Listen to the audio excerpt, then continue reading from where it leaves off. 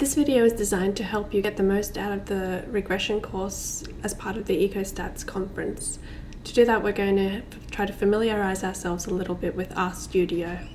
So I'm going to assume that you've installed RStudio on your computer already. If you haven't, then you can go to search for install RStudio. If you want a video about how to do it, you can look at Udacity. They have some great videos which will help you do that. So once you've installed it, we're going to open RStudio,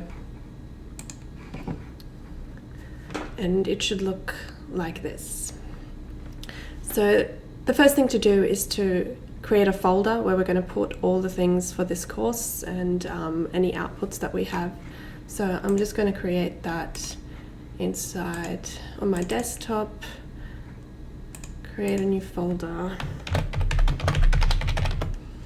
And then in that folder, you can put all of the files that we've sent you for this course. So for the video that I'm making now, you only need these two files, the video code R and the yeardat.csv, but you can just put all of the course materials inside there. So once we've done that, we need to get R to actually look inside that folder. To do that, we need to navigate to it and then set it as the working directory. So if you go to the bottom right panel, there are a few tabs, and one of them is Files. So click on Files if you're not already there, and then the three little dots will let us browse for our folder. So I'm going to do that, find the folder, and once I do that, I can see everything that's inside it. So R still isn't looking inside this folder, so we need to set this folder as the working directory. And to do that, there are a couple of ways, but the easiest is just to click here on More and set as working directory, and it will set whatever's right here as your working directory. And you can see that that's the address of where I want to save my files and to get files from. So the next thing to do is to open the video code R. We can just click on it to open it, and it'll have all the code that we'll use in this video. Now you can choose to use that, or you can try to write your own code to see if you can do it. If you want to write your own code, the best thing to do is to open a new script by going New File RScript, and then you can write inside this script. So you can say 5 plus 8, and we can then run this in R. So there are a number of ways to run it in R. The easiest, you can obviously copy and paste down there. That's not that useful. So the best way in a Windows computer is to put your cursor on the line that you want to execute and press Control Enter, and that will also execute that line. So that's what I'm going to be doing every time I run a line of code. I'm just going to be doing Control Enter. So going back to the video code, we want to do a couple of things with the data that we have. So this is the data that corresponds to the first example in our course. And so once you can do these basic things, it'll be a lot easier for you to follow on with the course. So we're going to import the data from the CSV file. We're going to have a look at what the data looks like, and then we're going to plot it. And that's all that this video will do. So to import data, we're going to need a function called readCSV. And that will look inside whatever file name that you give it and read the data in and save it inside R as this variable yeardat. And so if we put our cursor on there and do Control Enter to run that line, it gives an error.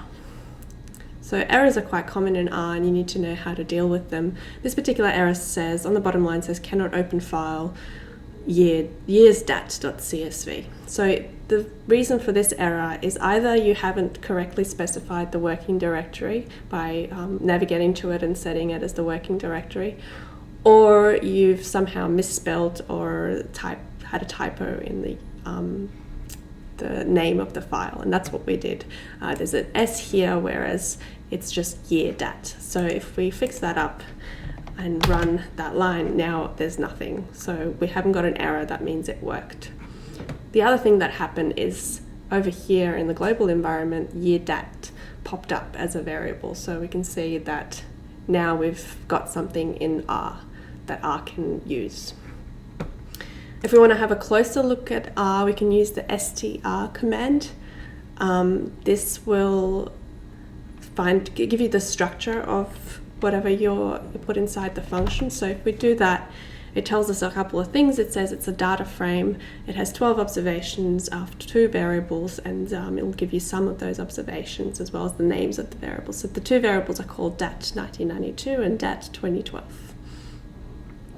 So we can have a closer look at the data, the actual rows of the data, by doing head of the data set. This will give us the first few rows of the data. So let's try head of year DAT, and we get another error. So what's the problem this time? Object year DAT not found. Well, we definitely have an object called year DAT, but we didn't capitalize the D, and so it's not going to work in R. So usually spelling and typo mistakes are the most common things that will pop up.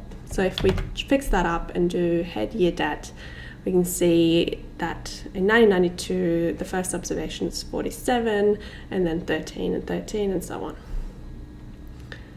We can also look at specific parts of this data frame. So say we wanted to only look at the DAT 2012 variable, the column, then we can use the $sign to extract only one column or one variable from a data frame. So if we do year DAT $DAT 2012, that will give us all the observations inside the DAT 2012 column. We can also use the square brackets to look inside data. So the square brackets use row and then column numbers. So say we wanted this one here, which is the second row and the second column, we would put year DAT 22, and that will give us 61, which is that variable. If we wanted the whole second column, then we don't put anything inside the rows, and that will give us the entire second column. So now we've had a little look at our data, we're pretty sure that it's what we want. So now we can plot the data to have a look at its properties. There's a few ways that you can plot this kind of data set. An obvious way is to use box plot. So if we, without thinking about it too much, just do box plot of year DAT, we're going to get this plot here. It has 2 box plots, one for DAT 1992, one for DAT 2012. So if you have, if you do a box plot on a data frame, it'll give you as many box plots as there are columns. And it gives us a little bit of information. There seems to be smaller numbers in 2012. The box plot inside the notes is actually of the difference between 2012 and 1992. So we could also do a box plot of the difference between the two by running this code.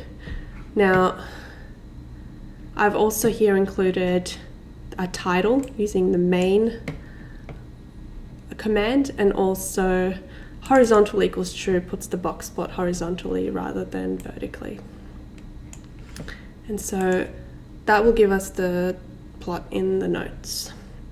Another interesting plot would be a scatter plot. So this will give us we'll plot each data set one against the other, each column one against the other. And so if we do that, we get this. So this is probably not that interesting for this particular data set because the rows aren't matched with each other, so there's not going to be anything very interesting here. But nevertheless, it's often an interesting thing to be able to do a scatter plot for your data. So for a scatter plot, you always need an X variable and a Y variable, and then the rest of this just puts the title and the writing on the plot. And then the third most common plot that we might want to do is a histogram. So for a histogram, we can only do a histogram of one variable. And so we're going to do the first column of year DAT, which is DAT 1992. So this is a histogram of the counts in 1992, and that gives us an idea of most of the counts seem to be below 200, and then there's a couple that are a little bit higher. Okay, so I hope that that video was helpful in allowing you to read in some data, have a look at it and plot it and do some basic things with it. I hope you'll try it out for yourself and make sure that you can do these things, and then you can learn a lot in the course.